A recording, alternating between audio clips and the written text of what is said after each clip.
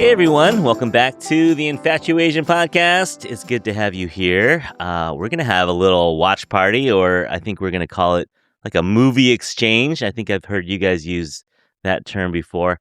And I'm fourth wheeling today. I am joining the drama trio.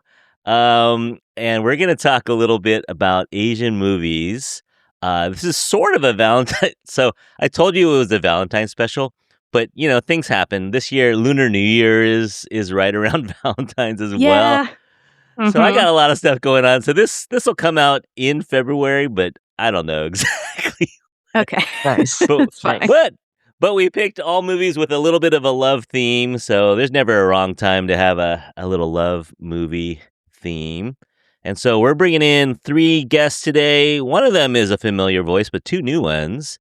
We're coming in from 2 different countries, 4 cities, and 4 different time zones. So let me introduce. What order do you guys normally? Do you randomize your order when you introduce yourselves, or it do you depends on who's hosting the show. Oh, but Yeah. I mean, you can go in whatever order you want. all right. I'll we're go flexible. alphabetical. How about Okay. we'll go alphabetical. All right. Calling in from Chicago, Illinois is Kaylin, host of No Sleep for Dramas. Hey, Kaylin. Hello. Are you thawed out? Are you? What's the weather today? Are we above zero? It is 10 degrees currently right now. I was very cold last night because I actually left my house to go to a get together after being inside for like 2 weeks because it was negative 30 here last weekend. Oh man. Oh my God. Yeah, it's 30? Yeah, Negative negative. 30. negative 30 with the wind chill. It was with the wind chill. Without the wind chill, it was negative like 10. Oh my Lanta. You guys know I need to get my calculator out because European over here. Yeah. So that's Fahrenheit. Negative 30 Fahrenheit? Yeah, with wind chill. Mhm. Oh my gosh. Yeah, so we're recording January 31st. So if you're familiar with the Midwest right now, or I think all the way down to Jess is getting pretty cold. I'm out here in California chilling. I mean, we're at like 50 something, so no, Yeah. come on by if you guys get too cold. So Kaylin, No Sleep for Dramas is not an exaggeration, right? Correct. This is your life. Yes, it is my life. Yeah, I've been watching dramas for like 20 something years, Uh-huh. nearly 20 something years. And it started as like a pandemic project. I obviously, as everybody else, did not leave my house. I'm also a homebody as it is. And so it started as a blog and then it rolled into guesting on people's podcasts, and now it's my own podcast along with a YouTube channel. Like it exploded basically in the last 6 years. Yeah. And primarily Chinese and Korean, those 2, but you dabble in others as well, yeah? I dabble in others. It's been switching between Korean and Chinese mostly, but I do bring other stuff. But I do have an emphasis on crime dramas because that's my background. I have a degree in it. So Okay. I'm like, that's where I gravitate towards. But I kind of watch everything and anything. I'll try out anything. Maybe I like it, maybe I don't type situation. All right. Well, welcome to the show. And coming in from Orlando, Florida, the land of Disney, and what else you got there? What else is Orlando we famous got for? gators. Alligators. There's a lot of Gators. swamp around here, lowlands. We have a lot of theme parks, though. That is what we are known for. When people come to Orlando, they're wearing Mickey ears. They have, Mhm. Disney lounge flies on their backs. It is definitely a culture here to go to the theme parks. Do you ever pay for Disney, or you have enough friends that work there that you don't have to pay it anymore? Funny you should say that, because recently I tapped into my friend Rico. He works for Disney, and so does his fiance. And they got us in for free. Like 6 of us went for free last weekend, the weekend before, I think. And it was Martin Luther King weekend, that holiday weekend. And we went for free. My parents hadn't gone in like 15 years. It was a whole thing. We were like, have you been on this ride? They're like, I don't know what that is. That doesn't even sound familiar. So it was a true experience to go with my parents. I hadn't gone with them since I was a teenager. So it was wild. We had a lot of fun. The weather was perfect. We did not sweat. It was cold out. They saw the fireworks. I mean, it was a wonderful weekend, and we went essentially on the cheap. It was totally All right. totally Yeah. free. Rico and his Yeah. fiance definitely did us a solid there. They're great. Shout out Rico. Shout out Rico. Also been a co-host many times on Co-host Tebak. many times. Yeah. So yeah, you're talking to the host of Daybak K Rambles podcast. She's been on the show. You've been on our show a couple times. Yeah, I have. Yeah. And Yep. I've Happy been to on be your back. show a couple times. Yes. So we know Yeah. each other. So Mhm. welcome back, Jess. Welcome back. Thank you for having me. Of course. And calling in from the UK. Are we raining? Are we sunny? What are we? It was sunny this morning. It's been raining in the afternoon. So It's January. just a typical British day. It is completely dark outside though, and it has been since like 4:00 in the afternoon. So Oh yeah. So I'm at 9 a.m. here, and then we're at what 5 something in the evening in the UK. It's Liliana from Tea and Soju Podcast. Welcome to the show, Liliana. thank you very much. I'm very excited to be here. Yeah. Yeah, so this is gonna be fun. You guys all know each other because you do about 5 times a year. You guys do a drama trio episode. Yeah, it started with a 2-part review of the Chinese drama Till the End of the Moon over on my podcast. I kind of crossed the podcast streams that time. I invited both Caitlin and Liliana, who I had known. They had been on my podcast and they were in the same Asian drama review sphere. And we got along very well. So well, we've become really good friends and we've guested on each other's podcasts. And then Liliana kind of dubbed us the drama trio. And we do about podcast a month over on the drama trio, all three of us over on Tea and Soju Pod. And then we kind of do a smattering of other get-togethers on, Caitlin's No Sleep for Dramas pod and my Daybak K Rambles podcast. We have so much fun, and we usually record for a really long time, like hours, when we do our recordings. So we're going to try and reel it in. We don't want to keep you here all day, Curtis, and we don't want to go deep into the night for Liliana. But Saturdays, you might find us podcasting in all 3 time zones that we're in. Yeah, that sounds about right. Saturdays has got to be the day to do it when you're going across. It's the best day because you can go like late into the evening for whoever's in year, like for myself at least, I can go late into the evening or, early in the morning, afternoon. Like it just works. It's the best day of the week, I think, for podcasting when you're doing across time zones. Right. But it works out. It works. All right. So I listened to you guys just a couple weeks ago. You had a best of 2025. Well, maybe more than a few weeks, but at the end of 2025, you had an episode. Now, keep in mind, we're trying to keep this under 2 hours, but could you give me 1 or 2 dramas from 2025? There weren't that many, right? There weren't a whole lot that you loved. For me. Yeah, for me too. I watched a lot. Liliana watched a lot, yes. Sure. I don't know if you guys want to go first. I'll go. Well, I'll say Karma, the K-drama on Netflix. Very good, very quick. It's like 6 episodes. If you are into a violent crime drama, it really depends on like what you are into. So that is one I loved as well. And then of course a very popular one, which Liliana I'll name, is The Prisoner of Beauty, is a Chinese drama that a lot of people loved last year, including myself. So 1 romance, 1 crime. There you go. Okay. Yeah, Karma. We did a little episode on Karma. If you like revenge dramas, it's kind of like the 6-way revenge drama. It's awesome. Yes, it's great. The writing really was really nice. Yeah. Yeah. So for you gave 2, I'll give 2. One is 12 Letters, which is a Chinese drama that came out last year. And it's a time slip drama, very much like The Lake House or Il Mare, which is what the Lake House Western movie is based on, that Korean movie. You get letters that are going back and forth. It's affecting the future. What's going to happen? Are these, 2 kids going to make it? Are they going to get back together in the future?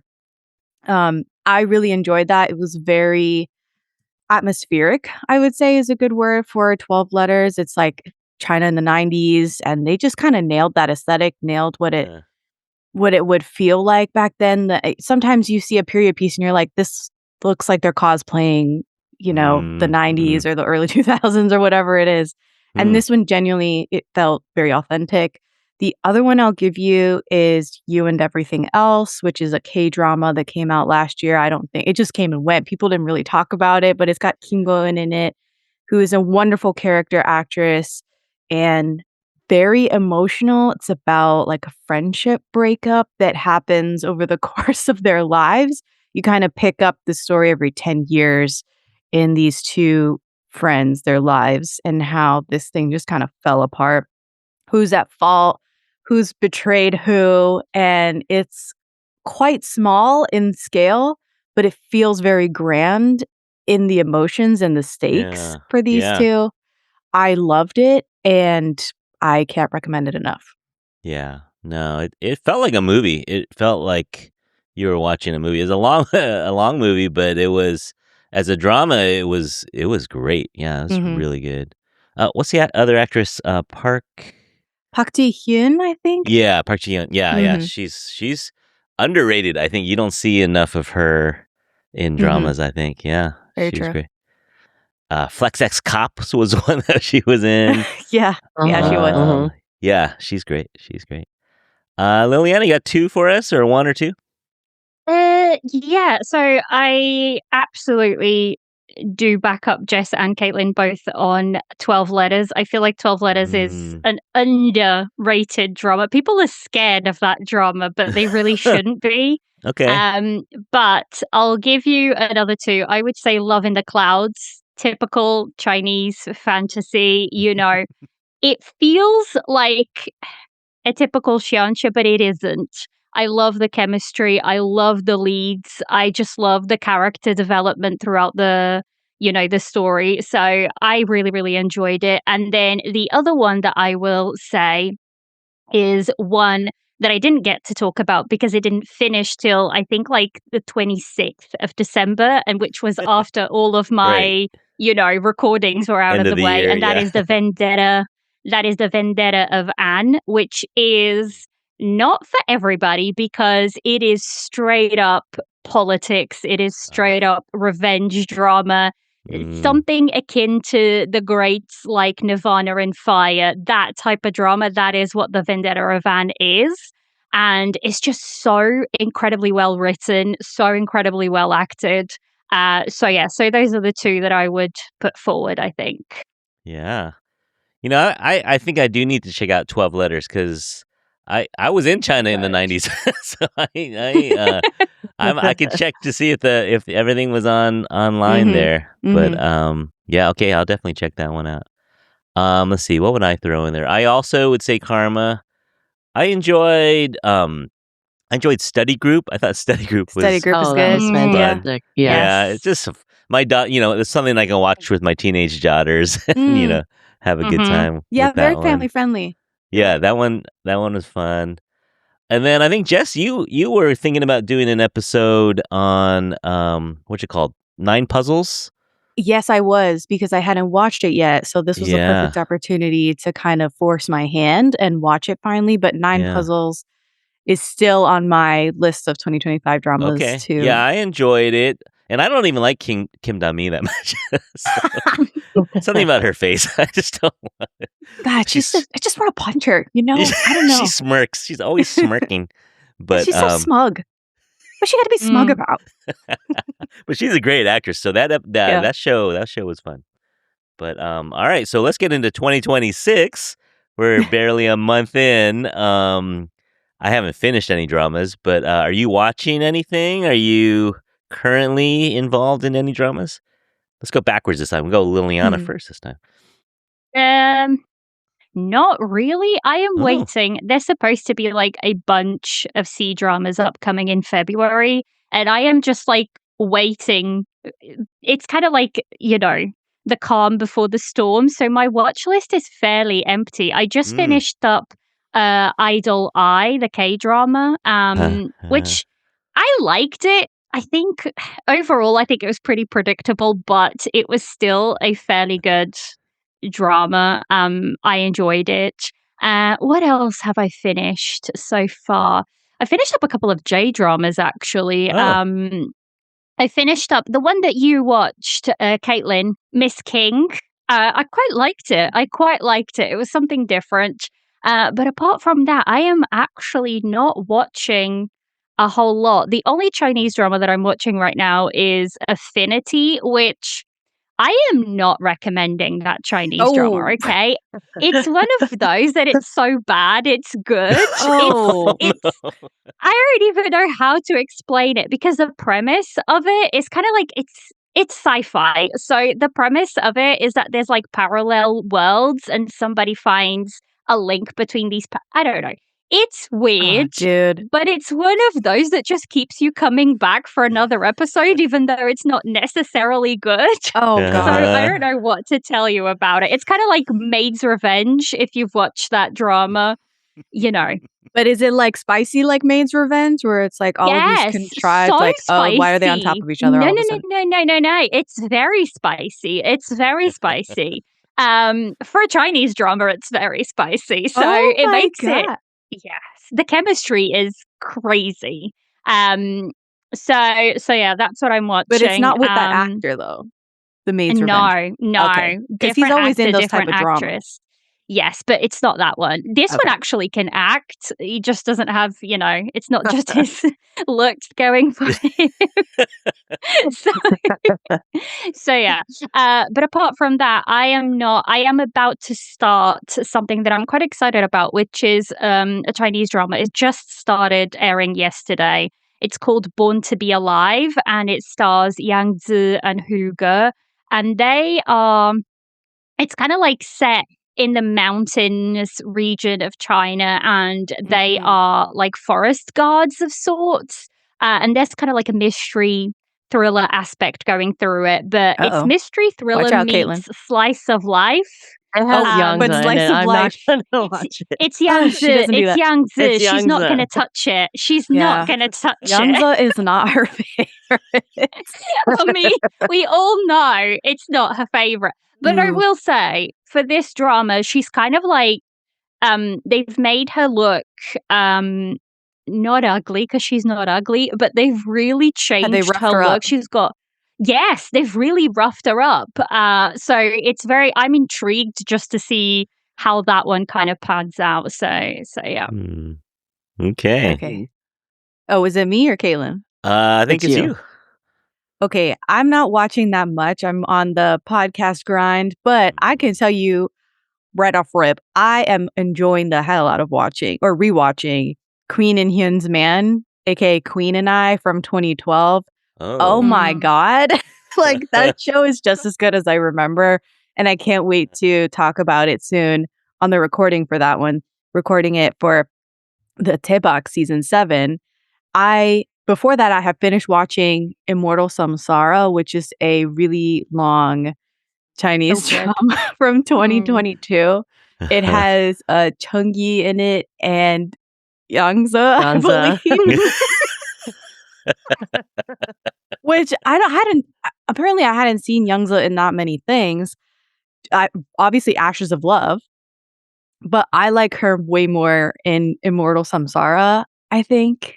I just think she did a better job in that one. I don't know. But very angsty, super angsty xianxia. It was like 60 episodes long. I was eating it up. And it was making me cry at 3 a.m., cry all my skincare off at 3 a.m. And I was living, let me tell you. Okay. Caitlin, what have you been watching? So I've actually been watching a lot. I took a lot of stuff off my watch list in January, and then I added a bunch of stuff. So, like for example, I finished a ton of J dramas in January because I started a bunch in December, and then I was like, I have to bring these over and finish it. So I also watched Miss King. If you are a fan of like the Queen's Gambit, I would say you would enjoy this J drama. It reminded me of the Queen's Gambit, but it was Japanese and shogi versus chess. But I watched The Last Samurai Standing. on Netflix, which is like another I'm still Squid Game-esque. Yeah. I'm still only type one of episode show. in on that one. It was so I good. finished that It one was last year. it was Oh. really good, in my opinion. It was a lot of slicing and dicing and a lot of, Yes. wanton death and violence. It was Yes. Squid Game in the Shogun era. Or Okay. no, it wasn't Shogun. Basically. It was Edo. It was Basically. Edo era. Oh yeah, the It was Edo era. Edo, Edo era, yeah. Anyway, I enjoyed it, but that was also like my genre to enjoy. Yeah. But I don't Um, mind violence. I just wasn't in the mood for it at that point, so I'm still Right. I'll get Right. back to it when I get back to it. But I'm also watching Culinary Class Wars season 2. I'm obsessed with that show. Yeah. I loved season 1, and now I'm watching season 2, and I'm only watched like the first 2 episodes, so I'm really behind. But I love this show so much and can't recommend it enough. Yeah. Okay. Yeah, that's on my list for sure. I'm on Can This Love Be Translated? I'm about halfway in. It's not bad. Love It's it. not bad. No, it's definitely worth a watch. I finished it up about a week ago, and I don't know. Goodness knows how I managed to finish it without getting spoiled. I Yeah. felt like it was a miracle. But I really, really liked it. I thought it was. It didn't go the way that I thought it was going to go. It was so much darker than I thought it was going to Yeah. be. But Yeah. they actually did it really well. I think they handled it pretty well. There's a couple of grips that I have with it, but overall, it felt like a good, solid K-drama, which I don't know. I haven't seen many of those in a while, but I really, really, really liked Can This Love Be Translated? Yeah. It's getting better with episodes. Like it was kind of slow for me, but now that they're bringing in the alter ego a little more, it's definitely more interesting. Yeah. Yes, that's the part that really, really intrigued me because I was like, I did not expect. I expected like a rom-com, and then they switch it up and give me like this That's alter what the ego, and I was marketing- like, The marketing I was don't saying know. rom-com. I know. I don't think it's a rom-com. I wouldn't necessarily call it a straight up Yeah. rom-com, but I think it works for what it is. I think Seems like it has a I think it's darker actually tone. better. It definitely has a darker tone than I was expecting. And then when that darker tone showed up, I was like, oh, hang on. Like, this you is more locked in. interesting now. Yeah. I'm locked in now. And also that female lead did an amazing job playing, because she's playing 2 characters, and she did so good. I was like, oh What's her my, name? like, Ko Yoon-jung? Yeah. yes. I She's liked never her been before. bad. Yeah, she's never been bad in anything. No, I liked her before, but I like her a lot more now after watching Can This Love Be Translated. I feel like she's the show is good, but I feel like she's the highlight of it all, I think. Yeah. It's too bad the leads are so ugly, though. They're just hard to look at. Oh, that was a good joke. Good You joke. like that one? Yeah. I did. Oh, man. No, You were on the startup review on Tebak with That's right. Yeah. Sono's Good Boy. Yeah. Good boy I'm still team good boy. You're still Team Good Boy, and I'm not. She chose wrong. Yeah, wrong. whatever. And then I'm the also eternal debate. Oh, yeah. Yeah, everyone out there, go listen to Daybot K-Rambles for my episode with Jess on that one. Startup episode. I'm also on Singled Inferno 5. Oh my gosh. Nice. I think it's gotten better. I think this season is better than last season, if that means anything. That's what I've heard people say. They like this season better. Yeah. Especially on the women's side. Apparently there's a lot, like, in people's opinion on social media, the women are better in this season. Yeah. Can't complain. I mean, it is what it is. I mean, Right. as advertised, it's beautiful people on a beach trying to impress each other and get followers. It is what it is. It's not Right. It's not rocket science. We're not curing cancer here. It's just entertainment, guys. So calm down. All right. Hey, should we talk some Asian movies Let's do it. Yeah. with a love theme? Mm-hmm. So yeah, I didn't really give you any parameters other than there should be a love story somewhere in these, and we got a wide variety. I was We really did. happy with the variety. We have kind of a light Chinese movie with lots of animals. We have a heavier Chinese movie with, bullying and gangsters and lots of angst. Heavy is too light of a word, I Yeah, think. devastating. Yeah, The other one. It's so heavy. it'll wreck you. But then we have an animated Korean movie, sci-fi Korean movie, which was great. A little mix up there. And then we have kind of a, would you say classic? It's not rom-com, but classic kind of dramedy. I mean, what do you call it? Dramedy? No. I think it's a melodrama. Yeah, melodrama. That's the word I was looking for. It's melodramatic, but again, good-looking leads. What are you gonna do with good-looking leads? Yeah. So we got a good variety, I think, and it was fun. I had a lot of fun watching these, so thank you for your recommendations. Who wants to go first? Should we, you want to rock, paper, scissors? Should we rock, paper? There's a time delay, though. Let's talk about Adoring first. Yeah, okay. Yeah, actually, that's the one I had listed first. Okay, perfect. 2019, out of China. You can get it on Amazon Prime. I don't know. Is it okay to say this? But I watched it on another site. That was okay. Quote unquote free. Okay. It should remain unnamed. I watched it on Daily Motion. I don't know. It's on Daily Motion. Okay. It's not totally shady. You watched it somewhere on the interweb. But you can get it on Amazon Prime if you like. Liliana, you want to introduce this one? Yeah, so basically the story revolves around it's kind of like owners and their pets and the various relationships that come, with various pets. And you come to figure out that all of these people live in the same apartment like complex, and you kind of get to peek into these different stories of just how pets interact with their owners, just how they change their lives and how they make their lives better. And yeah, it's just like a really fluffy drama, but there is heaviness. Like, I was bawling at this movie. And Same.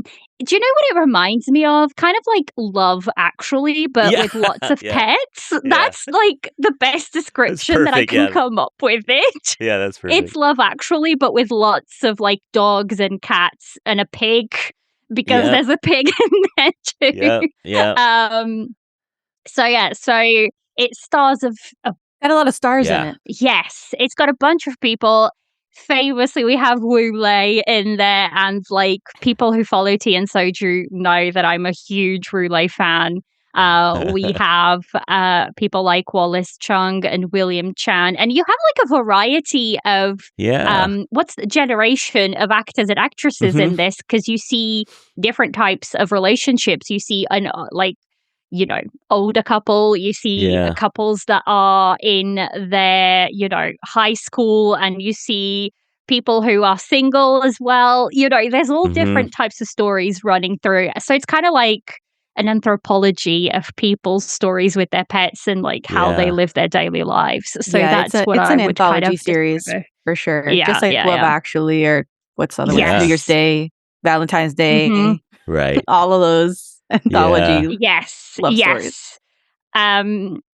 So I picked this one because I thought I feel like this is something you could watch on Valentine's Day. There's enough, there's romance running through it. Although I do remember I watched this, I think last year or the year before, and I remember like bawling my eyes out, because I even said to Jess and Caitlin when I finished watching this that I thought it wouldn't hit me as much this time around. But there's a certain scene in this show, And I used to have a dog, and we went through a situation where we had to put him to sleep. And, you know, there's a situation in this movie that happens, and I was bawling all over again. And I was like, I remember why I cried so much the first time. So yeah, if you are that type of person who cries easily with anything happening to pets, then you will cry at this movie. So yeah, that's just how it comes across. Yeah, for sure. Now, I don't watch a lot of Chinese movies or dramas, so I didn't know the cast that well. Though I've read up since then. I've read up on how big they are. You know, so it's definitely star-studded. But I was into the pets. I thought the pets were amazing. This is okay. So you have to say, you said the pets are amazing. This is not an acting showcase for these stars, right? Yeah. This is an acting showcase for the animals. The animals were incredible. 100%. Right. Yeah. The acting from the animals left me speechless. So good. Yes. That pig.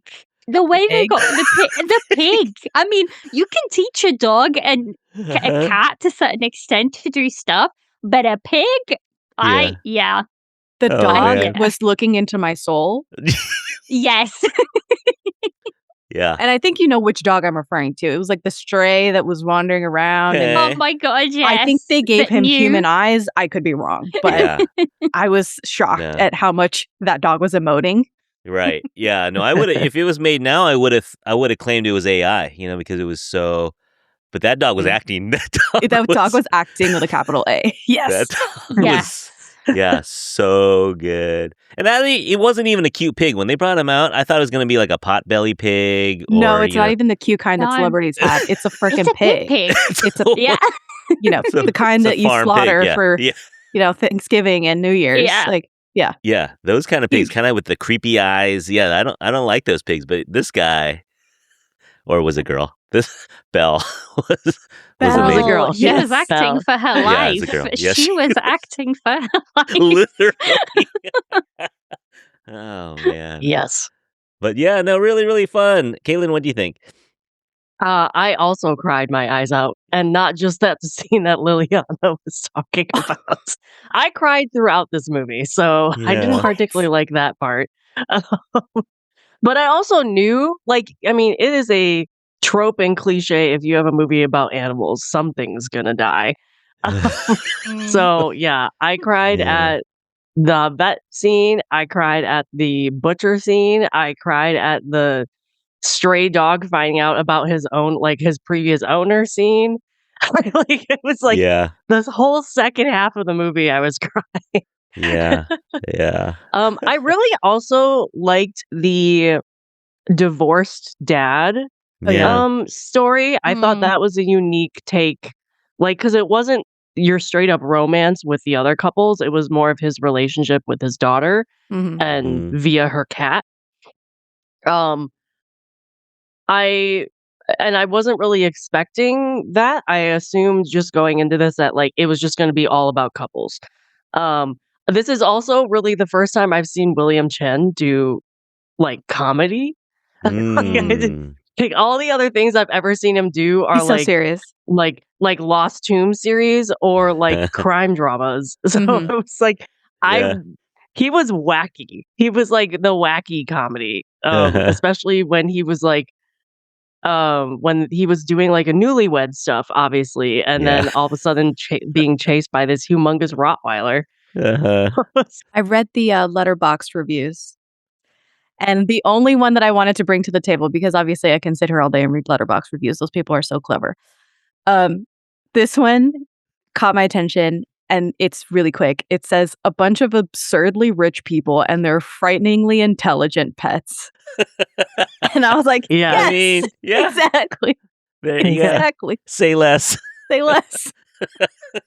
Great pick. Enjoyed it. So yeah, anyone out there looking for a warm, if you're in the Midwest right now, if you need something to watch to stay warm you up a little bit, go check out Adorning on Amazon Prime or Daily Motion. Wherever you get wherever you want to watch it, you can watch this drama. It's 2019. I mean, come on, right? It's not brand new, so it's fine. It's fine. All right. Should we jump to Lost in Starlight? You want to sure. Okay, so this is Caitlin's pick, 2025. So this is the newest of the batch on Netflix. Caitlin, do you want to do the summary or synopsis? Sure. I mean, I'm just probably just gonna go off on MDL since it was Sure. like one sentence.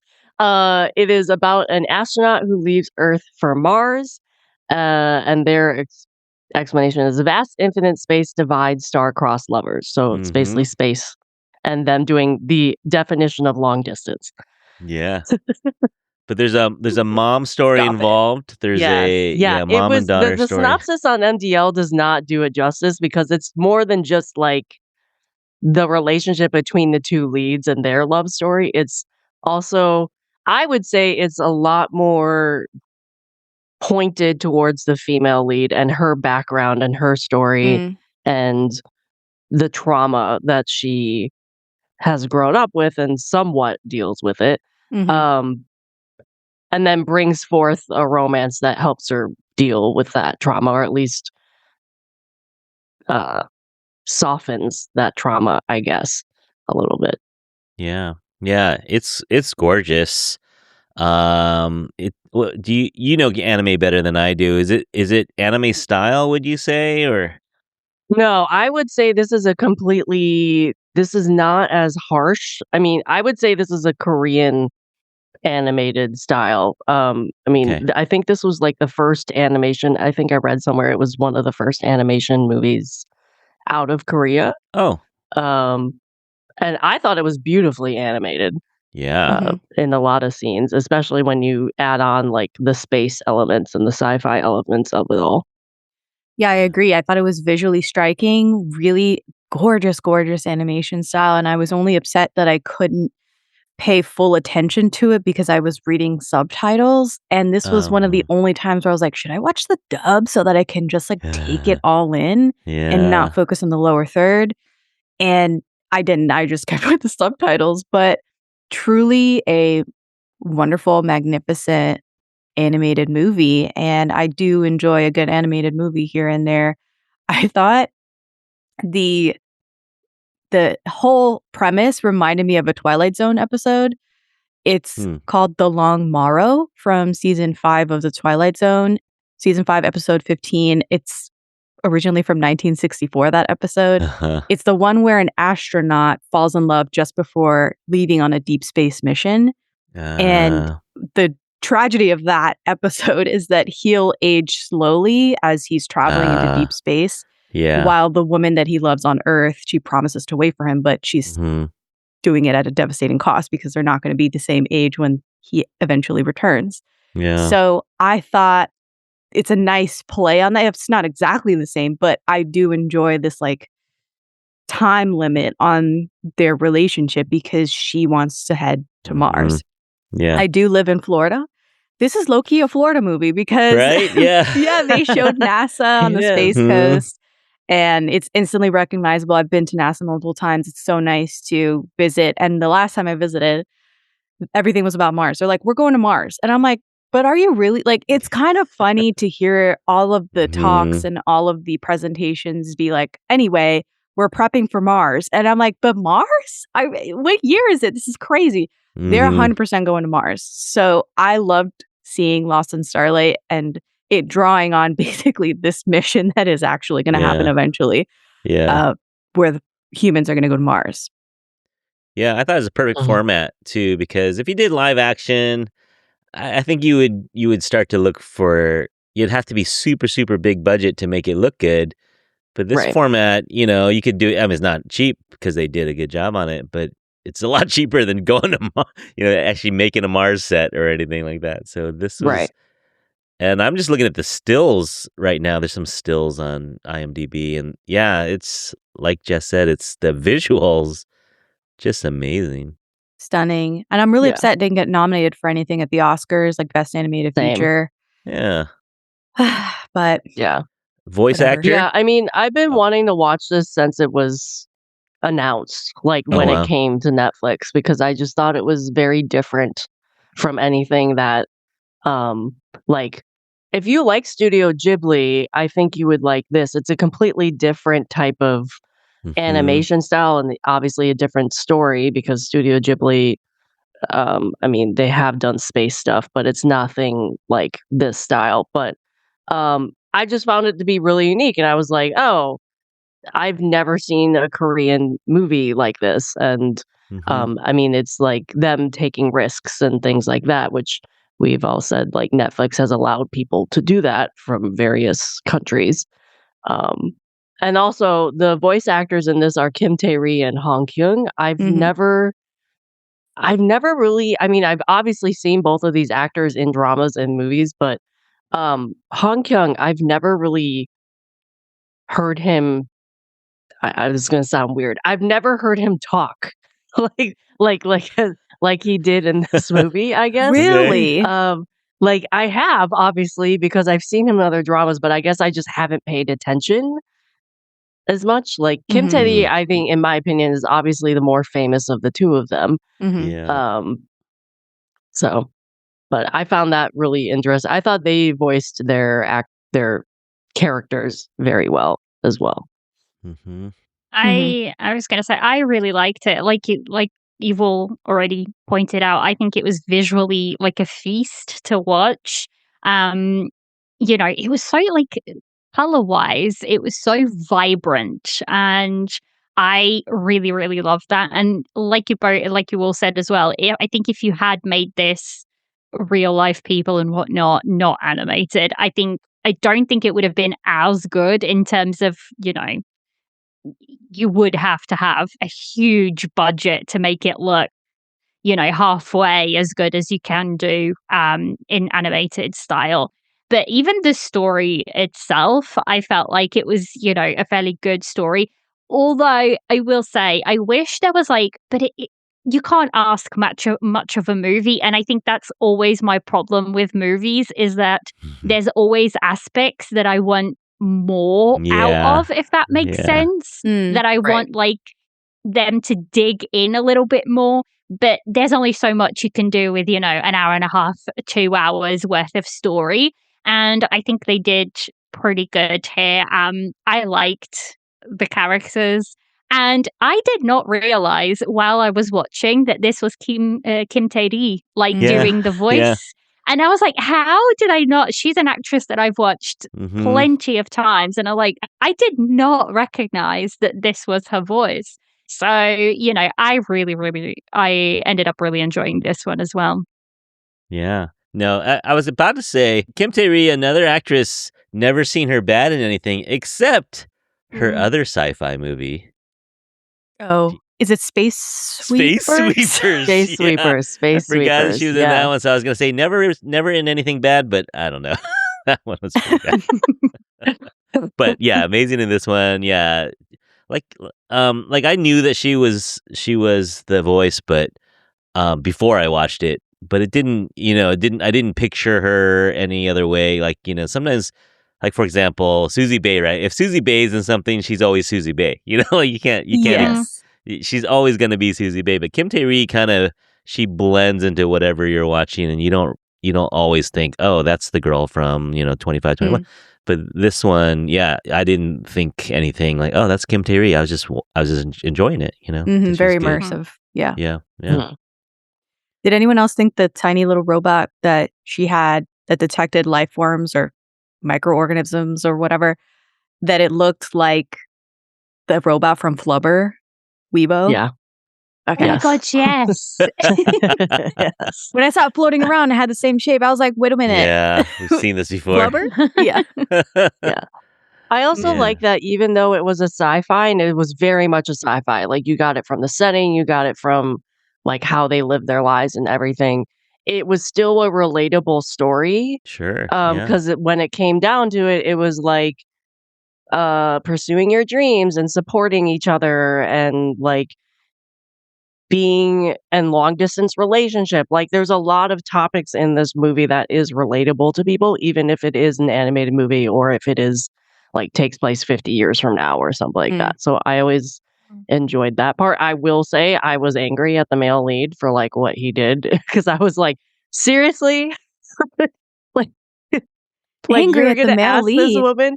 Well, you're gonna ask this woman, like you're gonna be mad at this woman for not saying for not like telling you she's going to Mars when she's literally been talking about that since your relationship started? Like, why is it surprising that she actually got the invitation to go to Mars? So you're more upset that he got upset that he wasn't told immediately. I thought you were going to say I was upset with him because he didn't want her to go at the end of the day. He asked her to stay. That's what I'm angry about. Oh, okay. Like I was angry that he asked her to stay when she was like so supportive of him and his music career and getting back into music and whatever. And I'm like, dude, you've known she's wanted to go to Mars. It's not your okay. So I'm going to play devil's advocate. relationship. Yeah, I'm going to play devil's I know advocate. where Jess is going. He had just scanned the QR code, saw the video of her mother's demise on Mars, her last transmission, the final video message, and how it ends in crazy tragedy. And he knows how she is not dealing with it. She has all this unresolved trauma. She's emotionally cut off from this tragedy, but so desperately affected by it anyway. And he's like, she's going still, like after all of this and after how her mother died and everything, she wants to go. No, why don't you stay? This is dangerous, which he's not wrong. He's not wrong at all about it. Right, of course. So I gave him grace. Yeah, I think his response was just a response out of fear of losing her.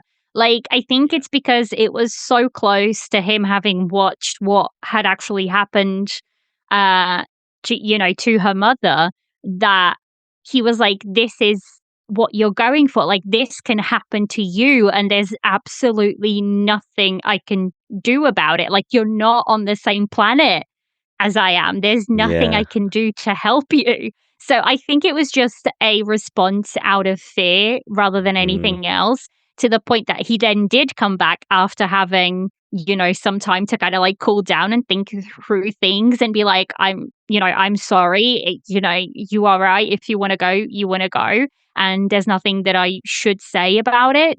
So I think it was just a response out of fear more than anything else, because it came right as he had just seen what had happened to, her mother. So, and like Jess was saying, she has a lot of trauma that never really gets, questioned or resolved. Like, she's just failing psych evals. Exactly. And yet they're sending her to Mars. Like, I mean.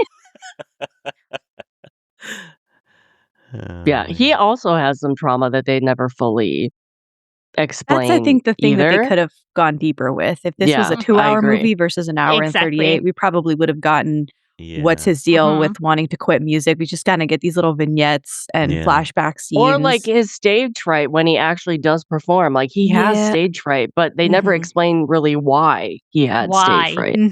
Yeah. But either way, I still liked their relationship and the support they did eventually give each other, and just allowed that space for them to grow and explore things and all while still supporting each other at the same time. And yeah, as I said, again, it's like the definition of long distance. Yeah. It's hard to get any longer. Yeah. Definitely recommend. I think everyone here would recommend to watch, especially if you like beautiful animation. I'd never thought about this being one of the first Korean animated films. But that makes it even cooler, I think. So that's very cool. Definitely a love story and really fun. So Lost in Starlight on Netflix.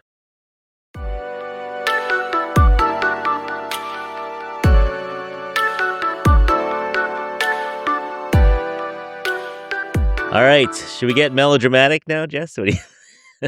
Okay, yeah, there's levels to this. So let's go with Tune In for Love, I guess. Yeah, we'll work our way down. Okay. So I recommended that we watch Tune In for Love, which is a Korean film. Yeah. And 2019 also on 2019. Netflix. I had already seen it before. Yeah, me too. The synopsis reads, this is from Letterboxd, "Let me get what I want. During the 1990s, hardworking Misu and optimistic Hyunwoo meet at a bakery and fall in love while exchanging stories on a radio station.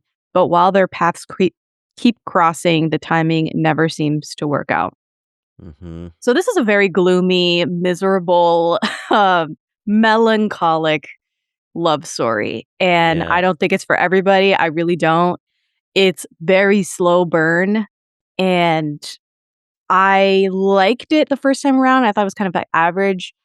And then on the second watch, after seeing what Caitlin had posted about Tune In for Love, that she basically didn't like it, I rewatched it and I was like, you know what? I like this more. I like this more on second watch to me. I would love to know all of your thoughts on Yeah. Tune In for Love. I don't know if it's because I'm older and, this kind of moody little love story works for me, but let me hear it. I want to hear what you guys think. Well, let's start with the leads. Another Kim Goon movie. Well, not another, but this is a Kim Goon and Jung Hae-in, which, if you've ever watched Goblin, like my wife was shipping them as the couple, and instead of Gong Yu at the end. He's like this baseball player who is some sort of friend to Kim Go-eun's character, and Gong Yu goes and like kind of seeks him out and is like, what are you doing? Is this whatever? I liked it. I think a lot of people liked it. I liked the look of them two together, and we never really get it in Goblin because it's Kim Go-eun and Gong Yu. But this movie really capitalizes on that moment in Goblin. Yeah, and they're great together. I think they have wonderful chemistry.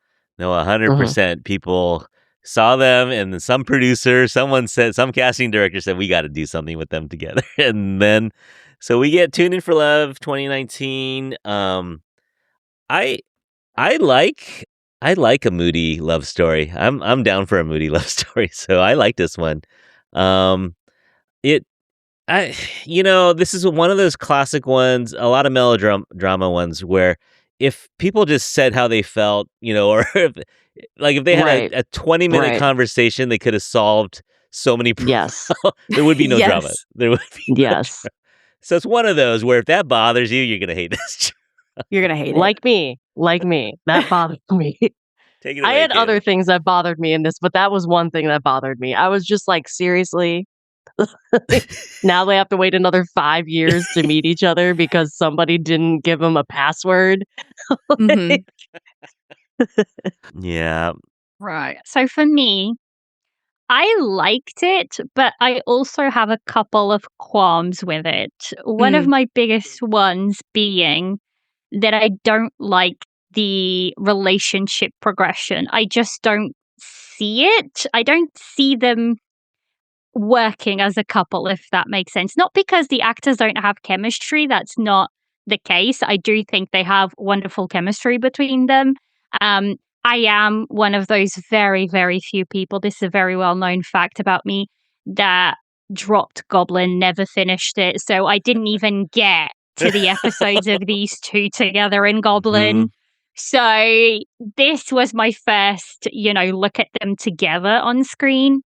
And I think they had wonderful chemistry, but I just didn't necessarily. I like how the story was told, but I also just don't buy the relationship that much. And I think that's to do more with the writing than their chemistry, in essence, because it's like this back and forth, and I don't see what they see in each other, if that makes sense. I don't see how they click together as a couple. So yeah, I think that was like my biggest qualm with it. I still think it was, well shot. I liked seeing them through the years, if that makes sense. But it's like Caitlin was saying, now we're sitting here waiting for them to reconnect because there wasn't a password given out or something else. It felt almost like silly. But I also enjoyed the fact that like fate almost kept bringing them back together in certain aspects. So yeah, that was like my overall kind of perception of the movie, I think. I also think some things weren't needed. Like when you were talking about the writing, like the whole thing with her boss, the creepy boss, I was like, why is this even needed here? Like it obviously was put there for like a plot device.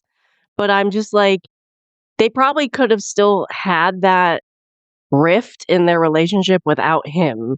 And plus, he was just creepy in general. But I was like, all of a sudden, like, why is this turning into like a crime movie at the end? It's like, Yeah. what is going on? I did not think that part was needed, really. And then there was some other stuff that just was not resolved or explained for me by the end that I wish had gotten more detail or more um, explanation by the end of the movie as well.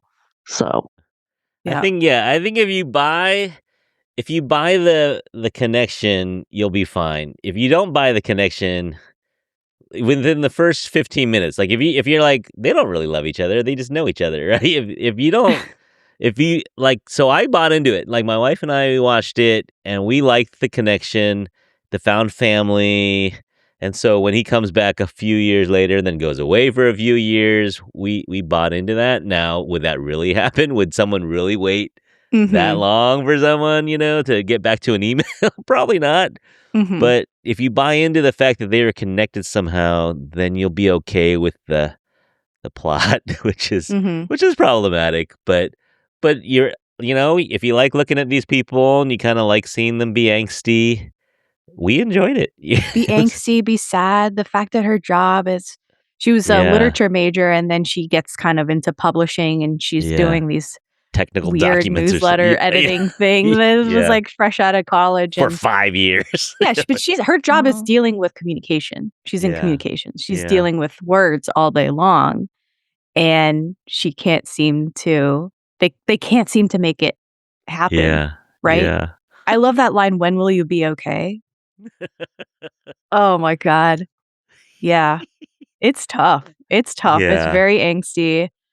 He's tormented by his past, and like it's not really told linearly what the hell even happened to warrant. Still confused of what happened. Like I don't understand how he ended up in jail, because to me, my perception is like he didn't actually do anything. It was an accident. Yeah. It was an accident. Yeah. But for some reason, he still went to jail. And like all me his being a friends criminal threw him under the justice bus. background, I'm like, okay, I understand. Like maybe they could have charged him with this and this and this because it was an accident, but still, all of his other friends were there too. Like, why did nobody else go to jail?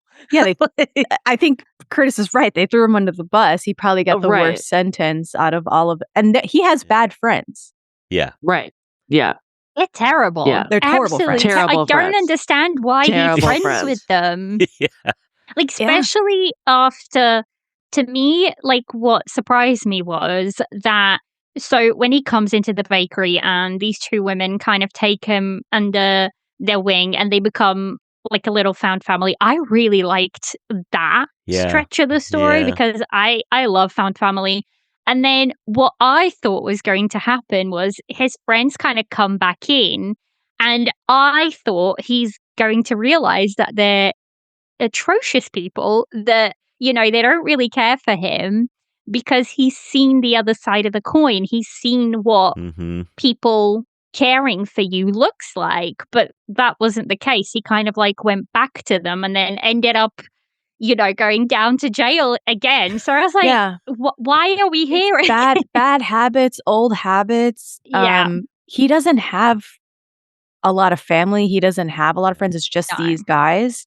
Yeah. And I just think it's the same thing with his trauma. He just keeps going back to like lick up his own vomit. You know what I'm saying? Like in that sense, it's almost more comfortable to lean on the sadness and the guilt and the I deserve bad friends because this bad thing happened. Or I have no one else. Yeah. Yeah, right. Exactly. Yeah. They have this weird funky breakup. He's running after the Maserati. And he's like, but keep it up though. Yeah. For like miles. Like miles. And then he finally tells her that he loves her. And it's almost like too late, but you bring up the point of this weird second male lead who's older. He's also a famous actor. And he's just kind of creepy, but he has a point where he's like, she doesn't need someone who's morose and sad and still triggered by everything that happened in his past and is sort of, miserable. She needs someone who's happy, is going to make her laugh. Which is very valid, right? Like he sees that, he clocks that really easily. And he can give her a good life. They're living in squalor and poverty, right? They're not doing well financially. Yeah. And so he's like, well, I can just sweep in and give her everything that she's ever wanted. It's almost like the chaebol fantasy, but in reverse, because they're not meant to be. Yeah. She doesn't love this chaebol guy. He's a creep. And, you know, he even says at one point, Chung-hae says, like, you're an asshole. Like, tells him to his face, you're an asshole. And the guy's and like, there's not a lot of communication between these two. It's Right. all like vibes, and he's picking up what this guy's putting down. And he's like, you're awful. Yeah. Like, The you're guy's like, manipulative. and Yeah, and he's like, whatever, man. I'm in the Maserati. Like, try and catch up. So it's a very. This is not a lot of hand holding in this movie at all. Yeah. And it ends on a high with the "Fix You" by Coldplay, which I can't believe. I can't believe that sequence. I forgot about that. Yeah. Yeah. Oh man. Yeah. And I love this question at the end. I'm sorry, I keep like harping on this thing, but like I did like it more on the second watch than I did on the first watch.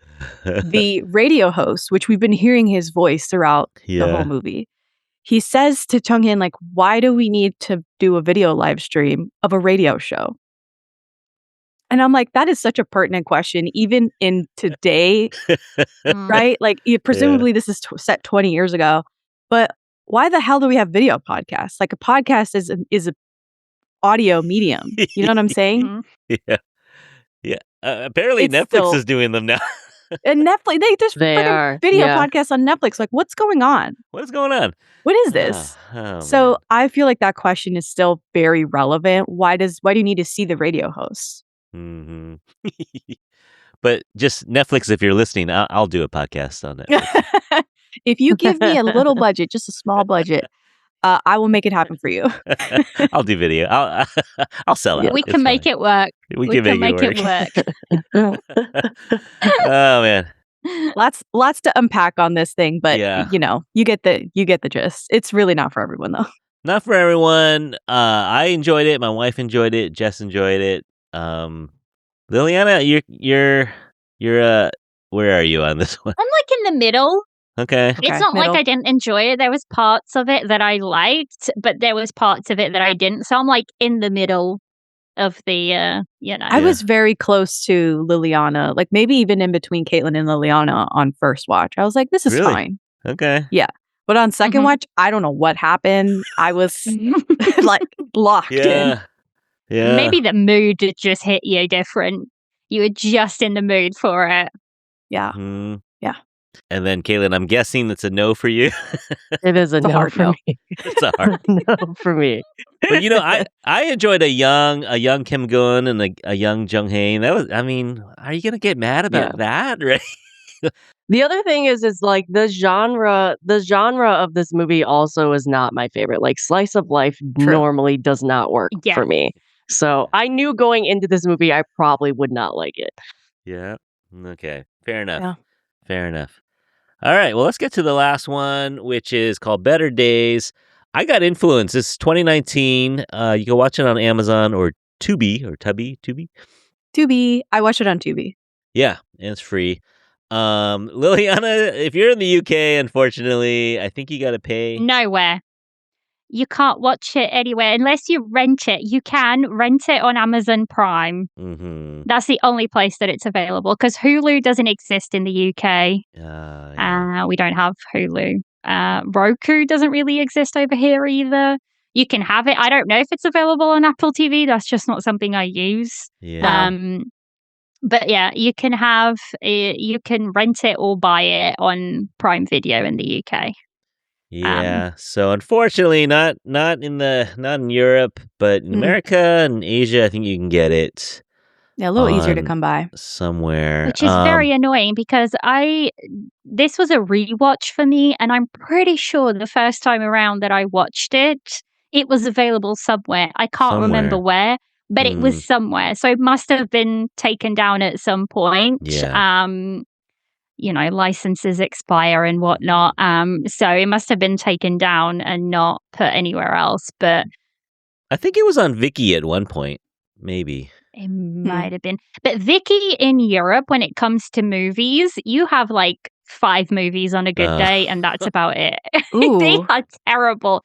They are terrible. Like, if you have a VPN, lock it into like the UK and check out Vicky for movies. You'll be flabbergasted at what's actually on there, because there's like so little that it is the curse of Europe. I don't know what it is. Maybe they just think we don't enjoy movies over here, but when it comes to Asian movies, there really is not a lot we can pick from. Netflix is probably your best bet.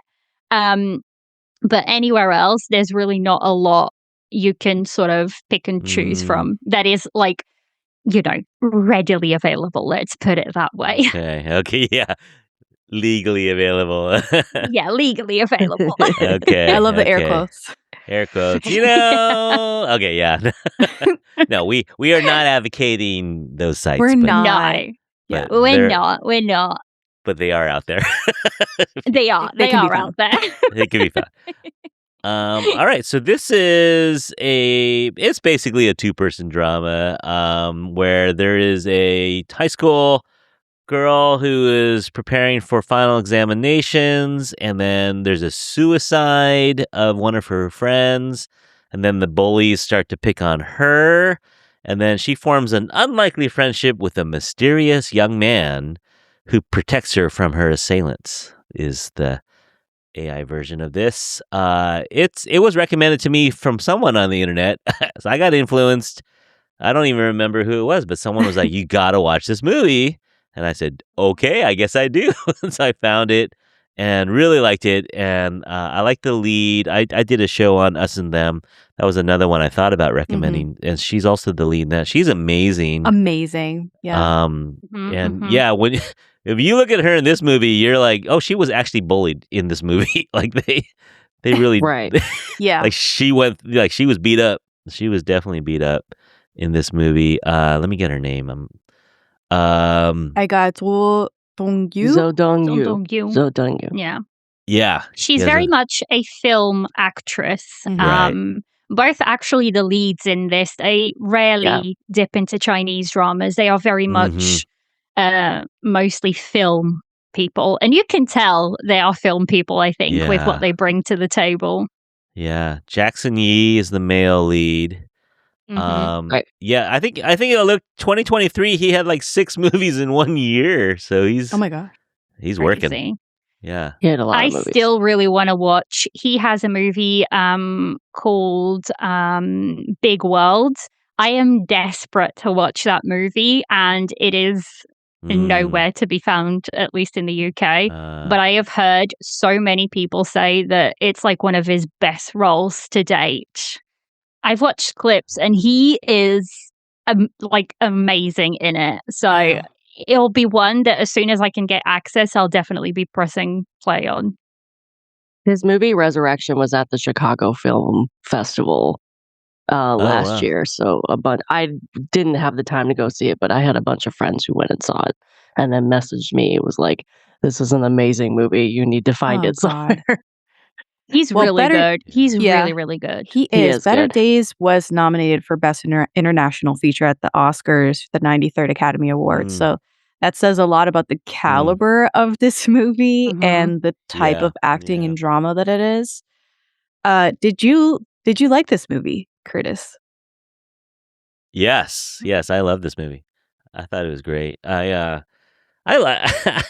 like Chinese movies because they have the angst and they have the, but it's also, I thought it was a slice of life a little bit, right? In that kind of underbelly of, I think we're in Beijing, but wherever we were, it was just kind of like, what is going on with these young people in China, Right. I don't know how realistic it is, but you just are glad you are not a young person in China if this is how it is. Right. Yeah, it's really tough to see the school bullying and the extreme pressure that all of these seniors are under to basically pass this sort of SAT test. And I think there's like it's romanized with a letter G. I can't remember what it's called. But this test is very determinant of their future and where they'll go to school. Yeah. It's not like our SAT is like, well, if I don't do well, I'll go to I'll go to whatever state And then school. so many things are test optional now to apply to Right. a college or a university, Yeah. and it's test optional. It's like, okay, fine. Getting But in on vibes then. but yeah, the Gaokao is your whole fate is sealed. You're either a Yeah. bricklayer or you're gonna Yeah. have some future if you Pretty do much. well in it. Yeah. I have to say, this one basically, what you essentially told us to do was jump off an emotional cliff when you gave us this movie. And Yeah. I Right. am not appreciative. I was like, so close to messaging you and being like, "F you, Curtis," because this movie was so emotional, so It's angsty. I got heavy. halfway through and I was like, how much more can they do? Oh my God. It's like just over 2 hours. Yeah. And I loved every second. It was Yeah. just a battering ram of Yeah. a Right. movie. It punches you in the Very face. Yeah. powerful. I bought in completely. And if you like this movie, you should definitely watch 12 Letters. Okay. Oh, all I'll say. absolutely. Absolutely. Yeah. Yeah. 12 Letters is just expanded of a story. Also, it's only 12 episodes, so it's really not going to take you Okay. that long. I had watched, like I said, this was a rewatch for me. I watched this a couple of years back, and I was like, both Jess and Caitlin messaged and they were saying, "Oh my God, you're in for it." I was like, "Oh, it's a rewatch for me. I think I'll be okay. You know, I know what I'm signed up for because I've watched it." And I pressed play and I was like, "Oh my God, I forgot how hard this is to watch." Yeah. I was like, I Sorry. knew this was really good. For the longest time, believe it or not, for the longest time, this movie was the highest rated thing on MDL. Like out of everything, Oh. dramas, it was the only thing that came in and beat it, I think, was When Life Gives You Tangerines, that now has a 9.3 on MDL. But this has a 9.2, and for the longest time, it was like the highest rated thing. And I think it deserves that merit. It is so Right. well shot. The story is so incredibly raw. Like these two, they really get roughed up. Like this is not a pretty movie. Like don't go in Right. expecting, you know, pretty and beautiful, because that's not what you're going to get out of it. It is raw and more emotional, and it's kind of like the movie that you're watching it and you almost want to step back and look away because it's like hard to It's watch. really hard to watch. But you Yeah. also can't turn away Yeah. from it. Yeah. So that's the kind of story that it is. I think I don't know, it's just so incredibly well acted. Like these two, it, I don't know how to put into words how good they are on screen. Yeah. It's not like you see actors, you truly see two people that are going through the worst of situations and they are being put through their paces completely. And it's like you want to root for them so badly, but you know there's no way this is going to end well for either of them. And you feel like it's so unfair because they are victims of their own circumstances. And that's really hard to look at. Like they're in those positions because it's no fault of their own. It's life happening to them, which I think just makes the whole thing so much Heartbreaking. worse in the long run. Yeah. There's two quotes that, so I'm in Letterboxd looking at the reviews. There's two quotes that people have here, and I'm like, oh my God. One is, "Keep walking, I'll be right behind you." Just cutting onions in the room. Yes. Someone said 5 stars. You're the first person who asked if it hurts. I'm losing my shit. And then the other one I see is 4 stars. "Better days my ass." Yeah. Oh, well, you're hoping for better days. You don't see the better days.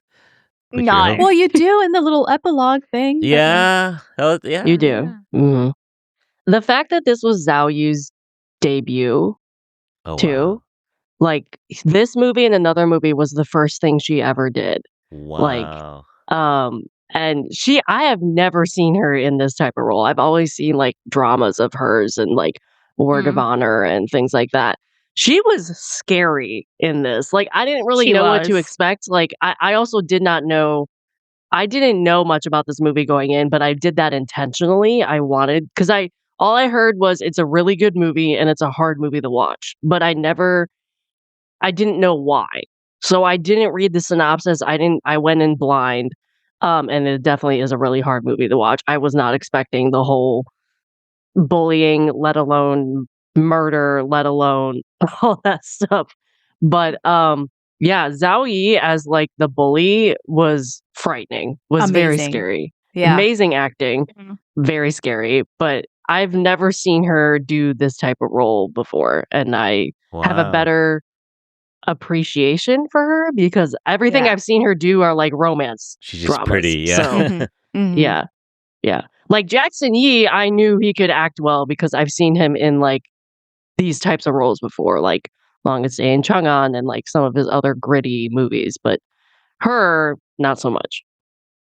This is the movie that I kind of point people in when they say, oh, Zoe keeps picking the same kind of roles and she really can't act that well. Her characters feel samey. And I always say, watch Better Days Yeah. and then you'll change your mind about her because yes, she does. I mean, I've watched a lot of her dramas at this point. I watched her in Word of Honor, recently Legend of the Female General, and Love Me, Love My Voice. She has a bunch of dramas where her characters are very more on the cute side, more on the like happy-go-lucky kind of character. And I have been saying ever since I watched Better Days that I would love to get Zoe into like a proper thriller because I think she would be She would thrive. great in it.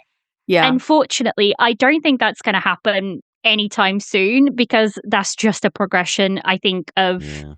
Chinese actresses. They tend to do all the more, easy, I say easy, but, the more Yeah. cute characters, those sort of things, until they kind of shift later on.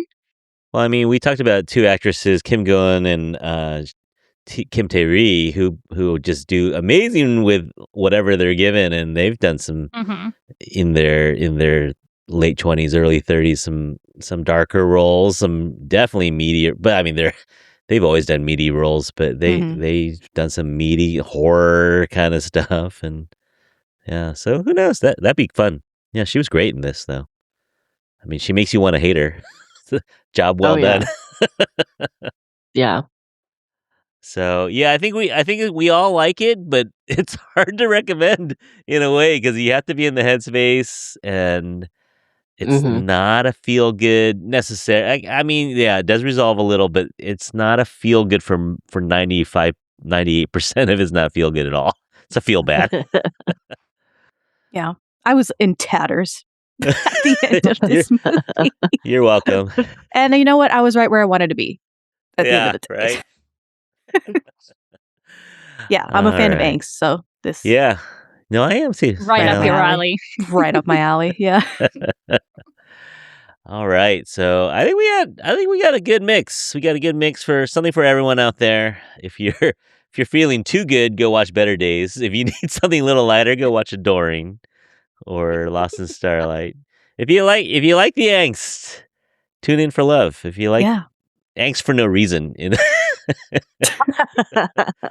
unexplained angst, go watch Tune In for Love. Great acting in all of these, I think, especially the animals. Right. Yes. The animals are the clear best actors and actresses I think so. in, all four of these. in this situation. All right. Well, hey, let's end with something. What's on tap for y'all podcast-wise? What's going on with the pods? I'll go first. Season 7 is in full swing. Season As I said, 7. watching Queen and Hyun's Man, going to cover that one. Also going to cover When Life Gives You Tangerines. That's also on deck to watch or finish watching because I'm halfway through that one and review it for the podcast. These are, I feel like it's kind of a wrap up between 2025 wrap up and then going back into the archives with a 2012 gem. Yeah. So that's what's directly upcoming for and Lord willing, I'll be on there for a Shot for Killers. Yeah. We'll see. Which I was going to give you the 9 puzzles, and then you were like, why don't we do Shot for Killers? It doesn't look like you've done that one. And I was like, I'm more than happy to watch a Shot for Killers. So coming soon. Yeah. Stay tuned, everyone. Mm-hmm. Kaylin, what's on tap for you in the pod?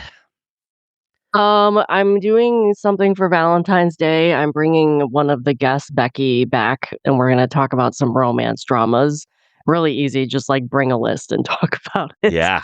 Um, and then I have a new one coming in February. I was invited onto another podcast who watches those like short 2-hour Chinese dramas, like the vertical Chinese dramas. Oh, vertical. So, yeah, so we're doing a 2-part review. No. And so one part is going to be on theirs, and then I'll have part 2 on mine. And we just are going to be watching one of the Chinese vertical dramas and talking about it. And yeah, Talking We're live? that's shaking our what's coming heads. up in February. Yeah. That's cool. Yeah. What are the budgets on these vertical dramas? Are they super low? They're Are very, very low budget. Depending. Very It cheap. depends. Very, Very cheap. cheap. It's very quick to make and very cheap. are they literally shot on phones? Do they? That I don't think so. I guess it depends, So but it's I don't think they're cropped, shot yeah. on film. They're just vertical so people can watch them on their phones. Yeah. Okay. Yeah. And they're like very cliche, tropey, like crazy dramas. It's like glorified fanfic, no?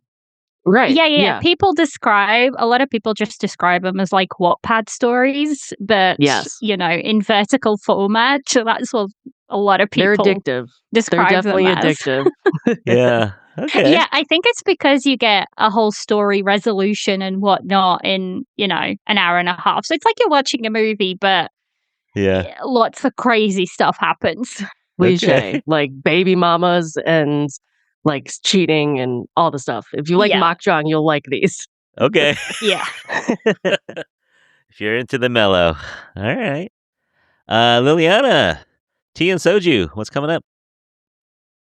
So we've got a Love Between the Lines review coming up at some point in February, which was a drama that was fairly well received that finished up airing in January. So I'm excited to talk about that one. I'm also gearing up to start Nirvana in Fire 2 as part of the throwback series. Okay. So that's going to be exciting because I covered Nirvana in Fire 1 on the podcast, and I'm having the same guest, Sarah from K-Drama This, come back.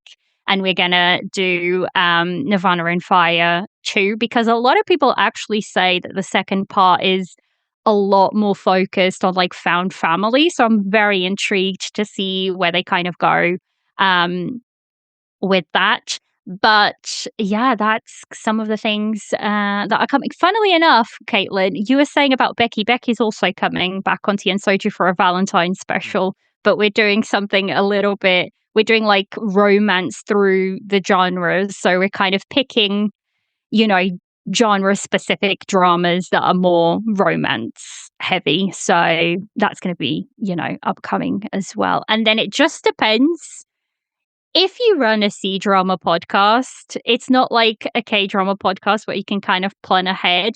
C dramas, they just throw you to the wolves and they tell you 2 days before that they're airing. So to me, it just depends what February brings because there's a lot of stuff that I'm excited about. There's like 3 dramas that I've been anxiously waiting to be released that are rumored for February. So if those pan out in February, then I'm sure there'll be reviews for them also upcoming. So it just depends what the C-drama gods decide to drop upon us in the next couple of weeks. All right. Yeah, it's a different world. It's definitely a different world. All right. Yeah. Well, thank you for joining me. I messaged Jess. I knew I could go to Jess to do an episode with me. I was like, "Do you know anyone else who would be willing to join us for a little movie exchange?" And Jess goes, "Hold my beer." I said, I know who exactly. I know exactly who to ask. I'm so glad she did. So yeah, so for today only, I'm proud to be part of the, what are we, drama quartet maybe? Oh, today? yeah. Yeah. Yeah. Yeah.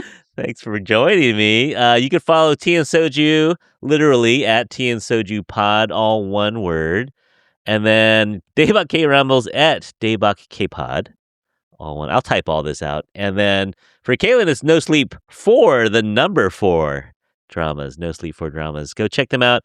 Go give them a follow on Instagram. Go listen to them wherever you listen to podcasts. Give them 5 stars wherever possible on all the formats.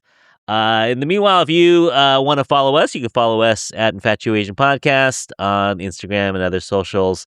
You can write us an email over at good old-fashioned Gmail at infatuasianpodcast@gmail.com. Thank you all for joining me. This is a great way to start my Saturday. Liliana's ending her Saturday, but thanks for joining me. Thank you for having us, Thank Curtis. you, This was so thank much you. fun. Thank you. Yeah, and hey, under 2 hours. That's not bad. Hey. Hey, we did good. We did good. We did good. We did all right. All right, and everyone out there, thank you so much for listening. On behalf of Kaylin, Jess, Liliana, and myself, we hope that you're all happy. More. Loved. And blessed. Thank you all for listening. We'll talk to you soon. Bye, everyone. Bye. Bye. Bye. Social bottles over ice. No one looking at a price tag, yeah. Easy peasy like a bike. Bumping speakers and a mic stand, yeah. Social bottles over ice. No one looking at a price tag, yeah. Easy peasy like a bike. Bumping speakers and a mic stand, yeah. Mayo atime, pour that milk in cereal. Chuan wasn't say you was making miracles. All my thoughts was in the clouds. All my conscience not a pound. Happy's what I'm finna